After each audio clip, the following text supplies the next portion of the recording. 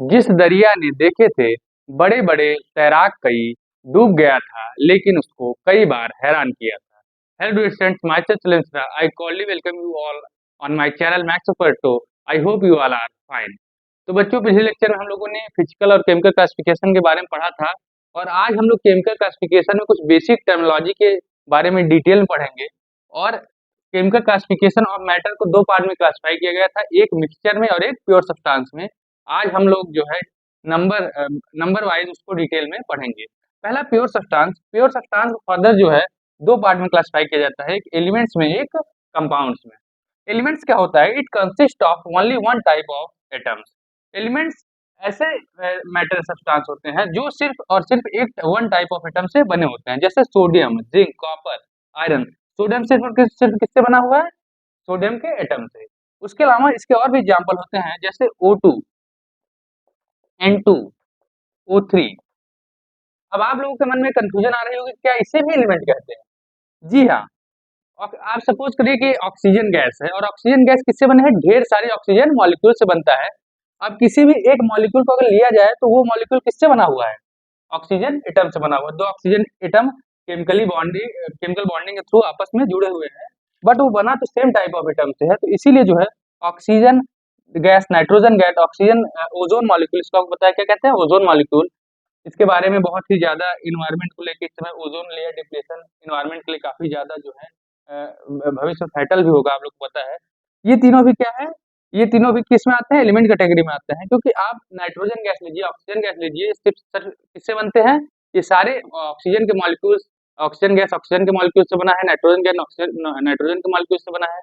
अब अगर oxygen gas को लिया जाए तो एक ऑक्सीजन मॉलिक्यूल को अगर लिया जाए, बहुत ढेर सारे ऑक्सीजन मॉलिक्यूल से ऑक्सीजन गैस बनते हैं, तो वो ऑक्सीजन मॉलिक्यूल किससे बना हुआ है? ऑक्सीजन एटम से बना हुआ है। Same type of oxygen atom से बना हुआ है, इसीलिए ये भी किस में आएंगे? एलिमेंट्स में आएंगे। अब दूसरा कंपाउंड क्या होता है?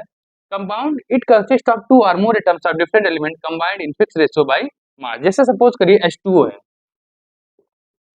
अब H2O, पहली चीज ये है कि आप लोग को देखने से पता चल जा रहा है कि ये दो डिफरेंट टाइप ऑफ एटम से बना हुआ है, तो ये एलिमेंट तो नहीं होगा। अब दो different type of atoms combine कर जाए फिक्स रेशियो में, तो उसे क्या बोलते हैं? कंपाउंड बोलते हैं। जैसे कि आप सभी को पता है कि हाइड्रोजन का मास कितना होता है? 1 होता है। तो दो हाइड्रोजन है, कितना होगा? 2 होगा। 2:16। ऑक्सीजन का एटॉमिक नंबर 8 होता है और मास कितना होता है? 16 होता है। तो किसमें? 1:8। तो ये दोनों जो है,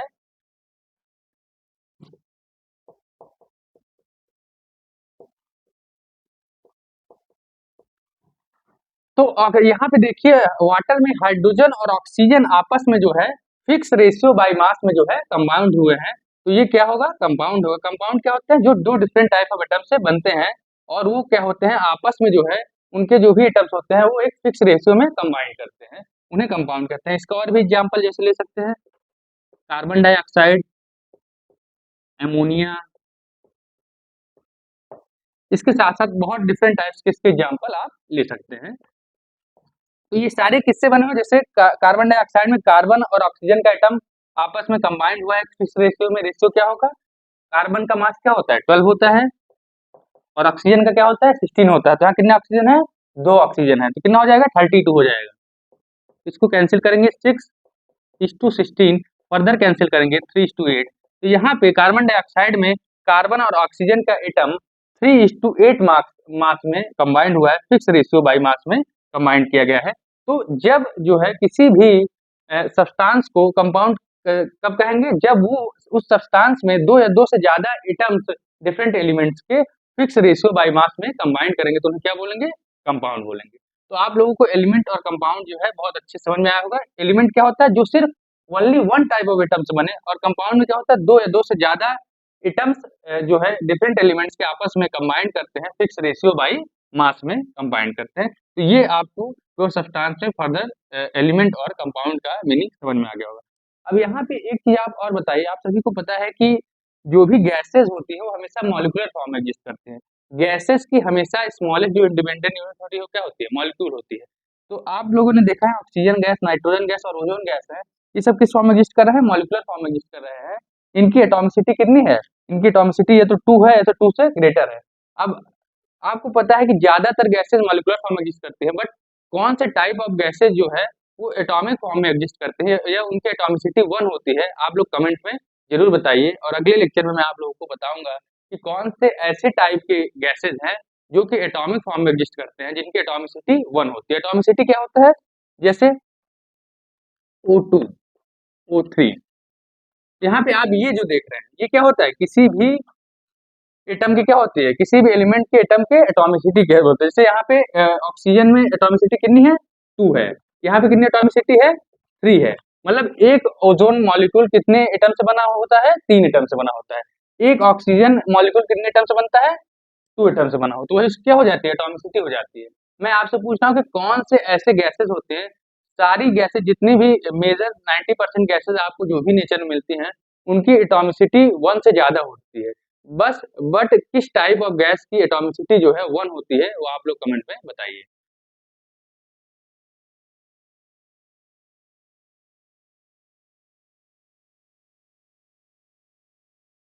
अभी तक हम लोगों ने जो है केमिकल क्लासिफिकेशन को 2 टाइप्स में डिवाइड किया था, एक प्योर सब्सटेंसेस में, एक मिक्सचर्स में। तो अभी प्योर सब्सटेंसेस का हम लोगों ने क्लासिफिकेशन किया था, अब मिक्सचर क्लासिफिकेशन करेंगे।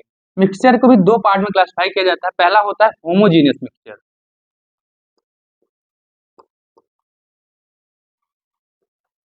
और दूसरा होता है हेट्रोजीनियस।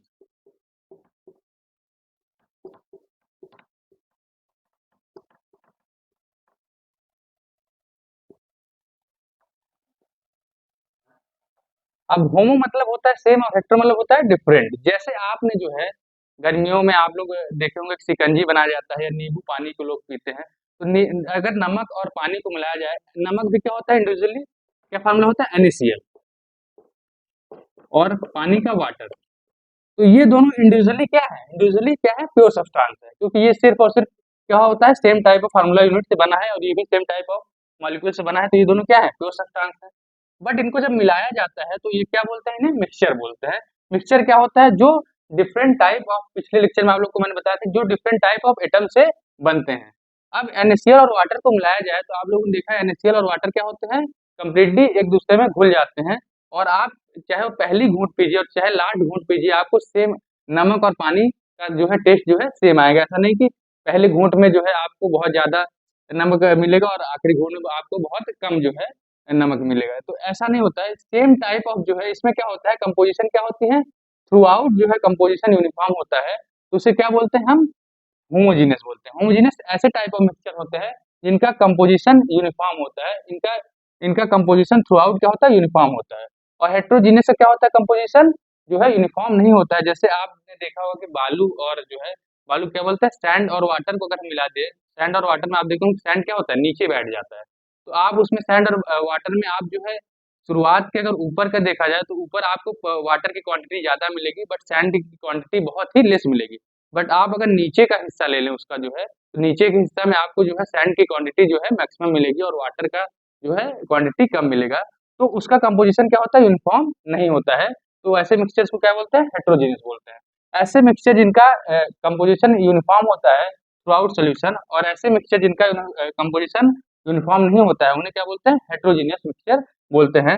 होमोजीनियस के बहुत सारे एग्जाम्पल आपके पास है। जितने एलॉय होते हैं आपके, वो भी क्या होते हैं?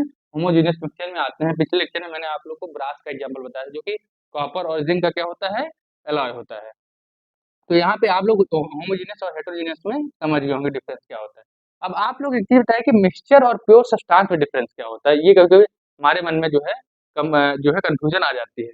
देखिए होता क्या है कि जो प्योर सब्सटेंस होते हैं उनका जो है कंपोजिशन क्या होता है? कांस्टेंट होता है। बट मिक्सचर्स का कंपोजिशन वेरिएबल होता है। आप जितना चाहे नमक या पानी मिला सकते हैं, आप पानी में जितना चाहे नमक मिला सकते हैं, बदल सकते हैं उस क्वांटिटी को। इसलिए इसका कंपोजिशन क्या होता है? वेरिएबल होता है। हाँ, एक चीज होता है कि saturation stage, up to saturation stage ही होता है, उसके बाद जो है दूसरा जो है केस आ जाता है। But up to saturation stage stage आप जितना चाहे नमक उसमें मिला सकते हैं पानी में। तो क्या होता है कि मिक्सचर्स का जो कंपोजिशन होता है वो क्या होता है? वेरिएबल होता है। बट प्योर सब्सटेंस का कंपोजिशन जो है वेरिएबल नहीं होता है। ऐसा नहीं कि आप जो है अगर जिंक का टुकड़ा ले लिए हैं, तो ऐसा नहीं कि आप जिंक के टुकड़े में जो है एटम्स उसमें और डाल दें, जो है आउटर से एटम जितना चाहे उतना डाल दें, ऐसा नहीं होता है। जिंक के टुकड़े में जितना एटम्स मौजूद है आपके टुकड़े में, वो जो है उसका कंपोजिशन बदला नहीं जा सकता। बट इसमें ऐसा नहीं है। मिक्सचर के केस में क्या है कि आप जो है अगर नमक और पानी का जो है मिक्सचर लिए हैं, नमक और पानी का, तो आप उसमें और नमक भी मिला सकते हैं। ऐसा नहीं है कि उसका कंपोज़िशन जो है वो उसका टेस्ट वगैरह ये बहुत ज़्यादा डिफ़रेंस उसमें आ जाएगा जो है। बट इस केस में ऐसा नहीं कर सकते हैं। एलिमेंट्स के केस में या कंपाउंड के केस में कंपोज़िशन क्या होते हैं, यूनिफ़ॉर्म होते हैं, आप बदल उसको नहीं सकते हैं।